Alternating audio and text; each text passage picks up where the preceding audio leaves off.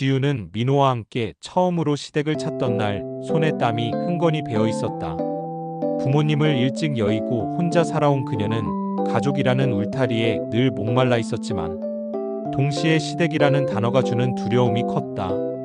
화려한 배경도 번듯한 집안도 없는 자신이 과연 인정받을 수 있을까 하는 불안감이 마음을 짓눌렀다. 현관 앞에 도착했을 때 민호가 손을 잡아주며 속삭였다.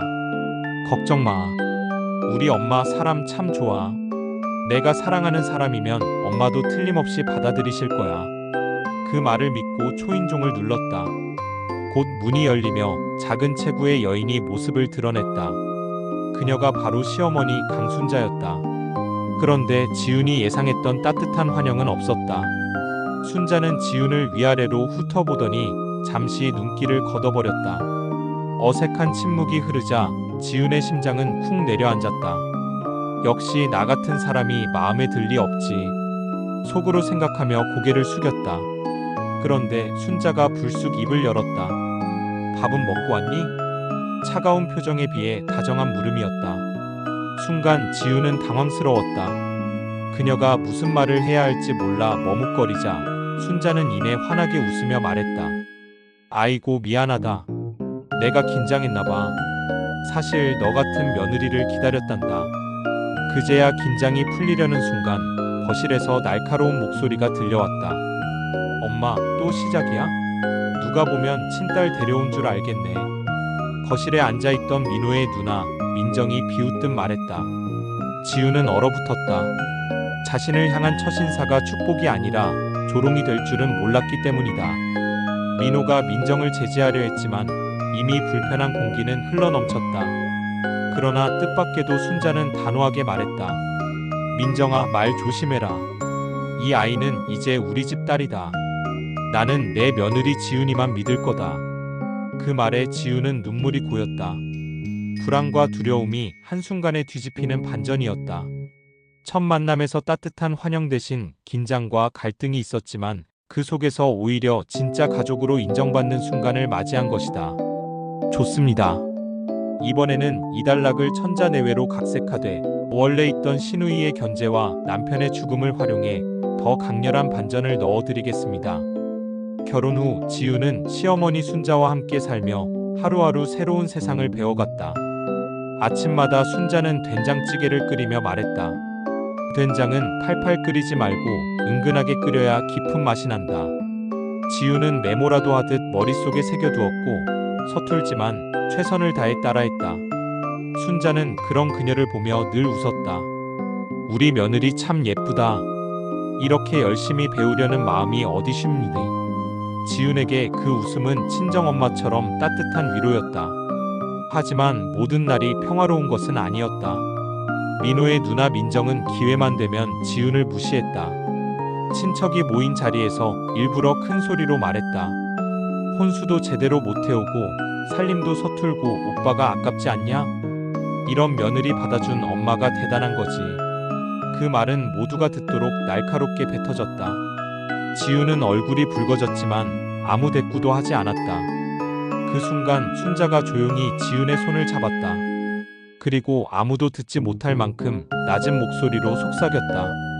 너는 충분히 잘하고 있어. 흔들리지 마라. 나는 내 편이야. 그렇게 조금씩 신우이의 견제를 버텨내던 어느 날 갑작스러운 비극이 닥쳤다. 민호가 교통사고를 당해 응급실로 실려간 것이다. 지우는 손발이 떨려 제대로 서 있지도 못했고 순자는 떨리는 손으로 끝없이 기도를 올렸다. 그러나 의사의 한마디가 모든 희망을 무너뜨렸다. 심장이 멈춘 채 도착했습니다. 죄송합니다. 세상이 무너지는 순간 지우는 바닥에 주저앉아 울부짖었다. 순자 역시 얼굴이 창백해졌지만 그녀는 곧 지훈을 끌어안으며 함께 울었다. 하지만 정작 민정은 눈물보다 분노를 먼저 터뜨렸다. 이게 다 내 탓이야, 지훈. 내가 우리 집에 들어오고부터 일이 꼬였어. 민호도 내가 잡아먹은 거야. 모두가 숨죽여 지켜보던 그 순간 반전은 순자의 입에서 터져나왔다. 민정아, 입 다물어. 지훈은 내 딸이다. 내가 아무리 뭐라 해도 나는 지훈만 믿는다. 순자의 목소리는 단호했고 그 자리의 공기를 단번에 바꿔놓았다. 민정의 얼굴이 굳었지만 누구도 그녀의 말에 동조하지 않았다. 지우는 눈물 속에서 처음으로 깨달았다. 비록 남편은 떠났지만 자신에게는 끝까지 지켜주는 또 다른 가족, 바로 어머니가 있다는 사실을. 좋습니다. 이번에는 3단락을 천자불량으로 각색하되 원래의 병간호와 상자 발견 장면을 기반으로 더 극적인 반전을 넣어보겠습니다. 민호가 세상을 떠난 후 지우는 시어머니 순자와 함께 살며 서로의 상처를 위로했다. 그러나 세월은 잔인했다. 늘 부지런하고 동네 사람들에게 에너자이저라 불리던 순자가 병으로 쓰러져 병상에 눕게 된 것이다. 지우는 매일 병실을 지키며 어머니의 얼굴과 손을 닦아주었다. 예전에는 늘 따뜻했던 그 손이 이제는 얼음처럼 차가워졌다. 괜찮으세요? 뭐라도 드시고 싶으신 거 없으세요? 지훈이 물으면 순자는 힘겹게 미소만 지을 뿐이었다. 그 미소가 지훈의 가슴을 먹먹하게 했다. 그러던 어느 날 순자는 지훈의 손을 꼭 잡으며 낮게 속삭였다. 내가 가거든 내 방 침대 밑에 상자가 하나 있을 거다. 그거 꼭 열어라. 지훈은 울먹이며 대답했다. 어머니, 그런 말씀하지 마세요. 아직 오래 우리랑 계셔야죠. 그러나 순자는 더 말없이 눈을 감았다. 그리고 며칠 뒤 그녀는 새벽녘 조용히 세상을 떠났다. 장례식장에서 민정은 여전히 차갑게 말했다. 왜 저렇게 유난이야? 누가 보면 친엄마라도 잃은 줄 알겠네. 그러나 순자는 이미 그 자리에 없었다. 지우는 울음을 삼키며 마음속으로 다짐했다. 어머니가 남긴 상자, 그게 무엇이든 꼭 지켜야 해. 집으로 돌아와 순자의 방 침대 밑을 살펴보니 정말로 낡은 상자가 있었다. 떨리는 손으로 뚜껑을 열자 그 안에는 편지와 낡은 통장이 들어있었다. 편지에는 정성스럽게 눌러 쓴 글씨가 있었다. 지훈아, 나는 늘 내게 미안했다. 가진 게 없어 보여도 내 앞날을 위해 조금씩 모아둔 게 있다. 내 이름으로 된 통장이다. 지훈은 손이 떨려 통장을 펼쳤다. 그런데 눈앞에 펼쳐진 잔액은 믿을 수 없는 숫자였다. 3억 5천만 원이 적혀 있었다.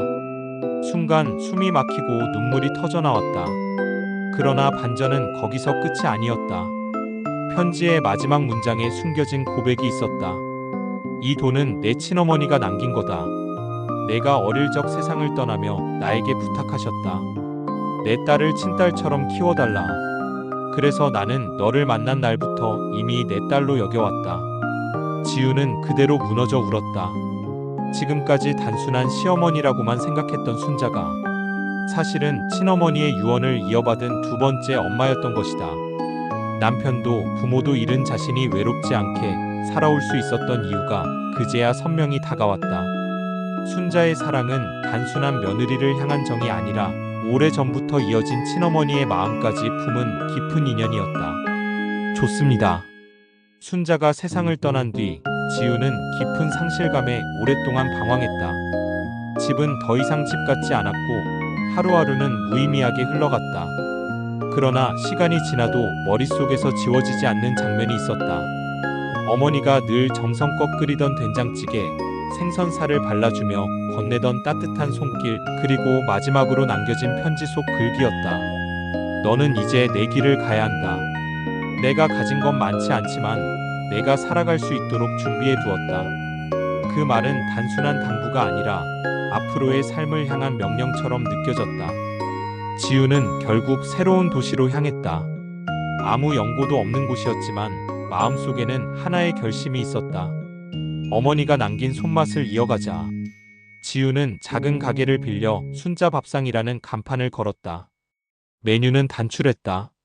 된장찌개, 고등어 조림, 묵은지찜.